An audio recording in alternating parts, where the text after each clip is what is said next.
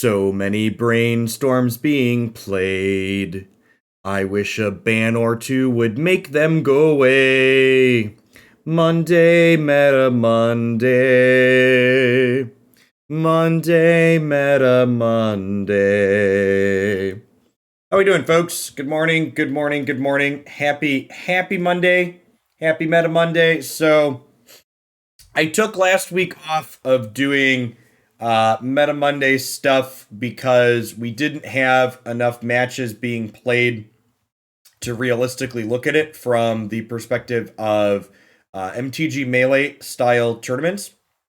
Today, we've got enough data between this data that we're looking at here encompasses events from this past week as well as the week before that up until where the time warp ban started. So we have in total 623 matches that were played, and we have 284 decks that were registered across a number of smaller to mid-sized tournaments on MTG Melee. All of the tournaments that I pulled data from here were a minimum of 30 players, and we had up until the Insight Esports 5K, which had over 100 players in attendance, including myself. If you want to see me play the Insight Esports 5K with Didga you can find that video with all the downtime cut out on the YouTube channel, as always.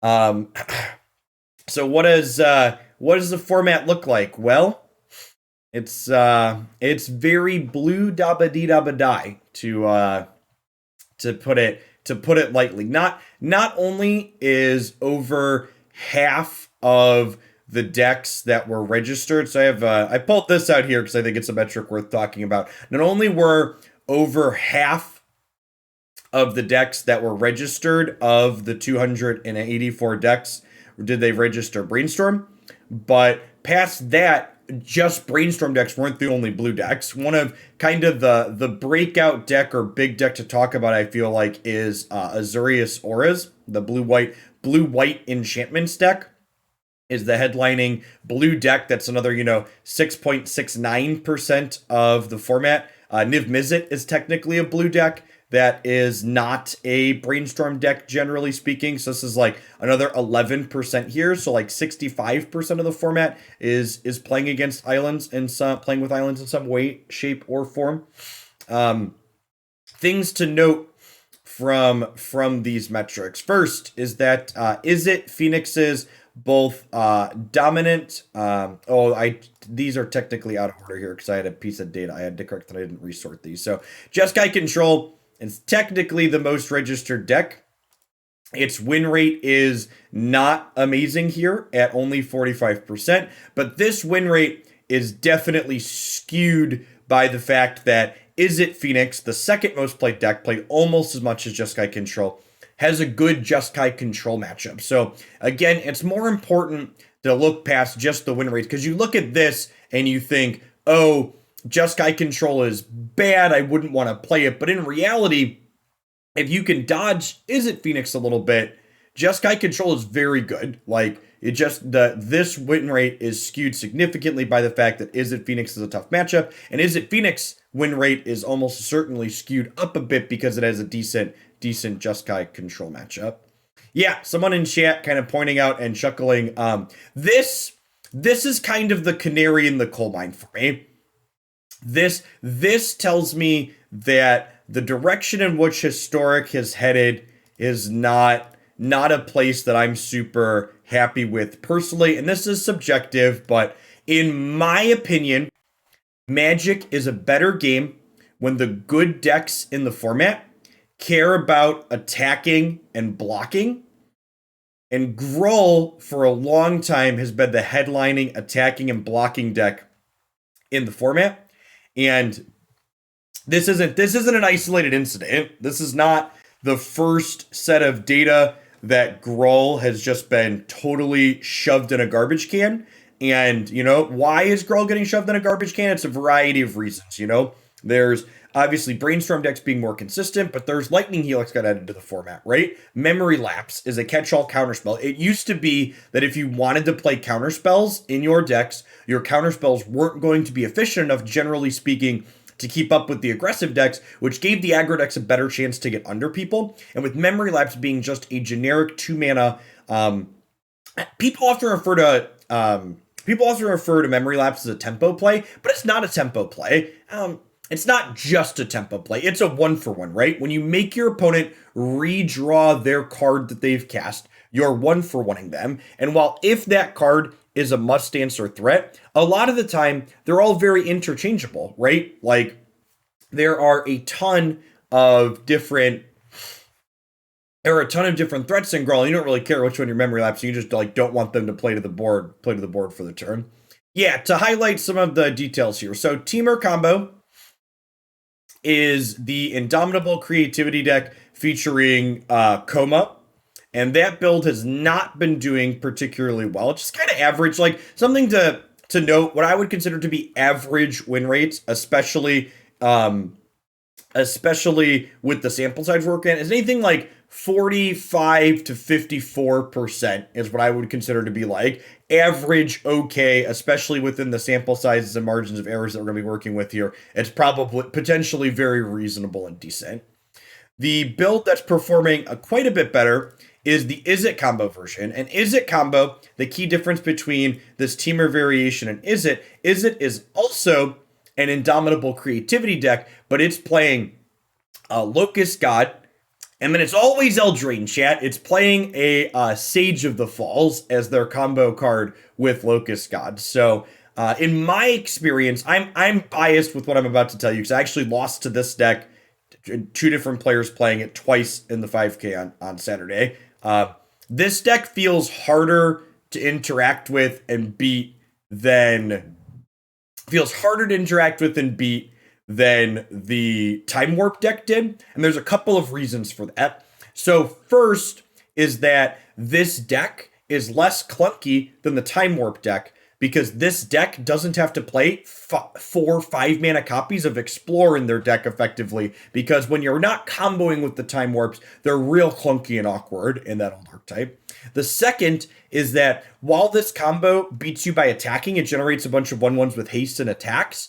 It doesn't care about blockers. So something that was an interesting dynamic against the Velocamist deck is you could put something like, a Baneslayer Angel or a Lyra or other miscellaneous flying creatures into play, and that could be interaction for their combo. This Izzet combo deck doesn't allow you to proactively tap out in the same way that you could against the Velocamist deck if you had blockers in play. It doesn't care if you have a flying blocker, it's going to make enough things to go around it and kill you. So while they do have to do creativity for X's too, they do that pretty consistently, especially on the back of Dwarven Mine and all their various treasure makers. They still have that backup plan of Mizzix Mastery into Magma Opus to kind of make playing fair against them tough. And at their core, they're still an Anger of the Gods deck, right? And they're playing Brainstorms, and sometimes they're playing Expressive Iterations, and they get to their sweepers consistently. This archetype is very, very difficult to get under.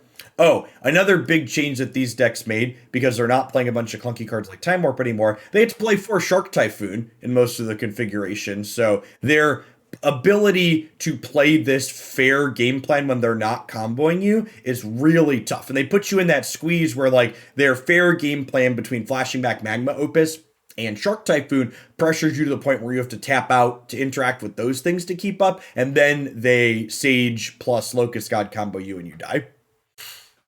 So I don't know. I felt like overall, looking at these metrics, my personal feelings on the format felt pretty validated. Like on Saturday, for instance, I started 4-0, and when you start with a decent record, you're more likely to queue into better decks. And I played against 8 blue decks in 8 rounds on Saturday, and that's definitely been my experience translated to the latter. Even when you're not playing against Brainstorm, you're playing against 5-color Niv Mizzet that's trying to grind you out. Basically, the only aggro deck I've been hitting in the format is Azorius Auras, which I think not only is the Gruul deck doing poorly a sign of what's going on in the format, but the Auras deck moving off of black-white and back to white-blue, I think is also telling of what's going on in the format as a whole.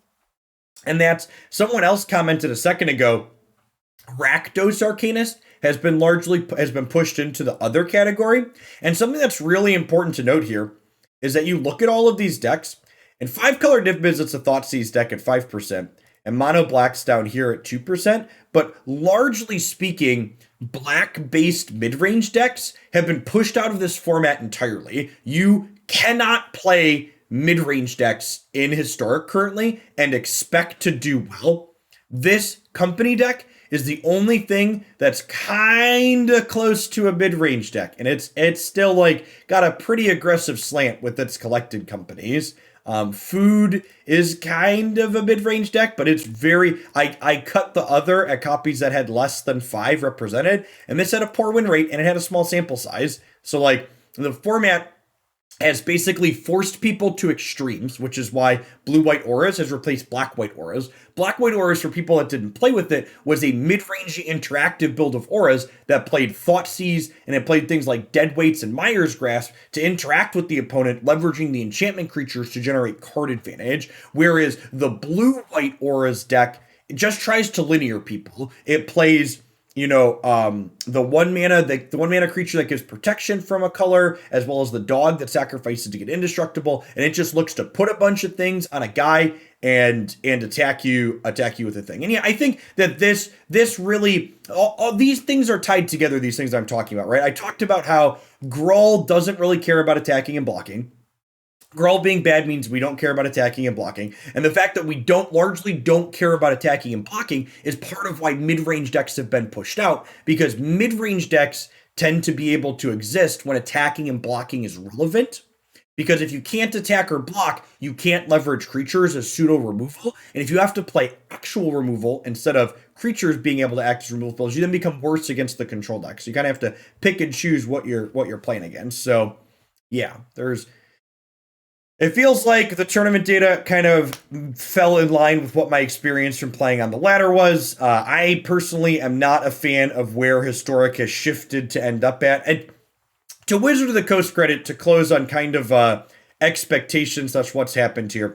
I don't think just banning Time Warp is to blame for where the format has ended up. I think banning Time Warp kind of pushed it solidly in this direction. I also think that there is a chance that this Izzet combo Sage of the Falls Locust God deck, I think they might have Hogak us a little bit, which people that weren't playing Modern last year, what I mean when I say that is the Hogak deck was really busted, and instead of banning Hogak, so instead of banning the cards that were actually the problems, they banned Bridge from Below. And what happened when they banned Bridge from Below was they actually made the deck better, because banning Bridge from Below made people innovate and work on the deck more. And the deck that they ended up with after Bridge from Below was taken away from them was actually better than the Bridge from Below version. And anecdotally, I would not be surprised if this Sage of the Falls Locust God variation of the Izzet combo deck that gets to play Shark Typhoon too ends up being more powerful than the Time Warp variation was, especially because you can't interact with it in terms of blocking inside of combat. So I think that there's a chance that basically they banned something that wasn't the actual problem, and then people re-optimized the deck, and what they ended up with re-optimized is actually better than what they had to begin with. All right, it's been like almost 14 minutes of rambling. Let's call that a wrap and play some Magic, huh? If you missed any of this, it'll be up on YouTube in a little bit.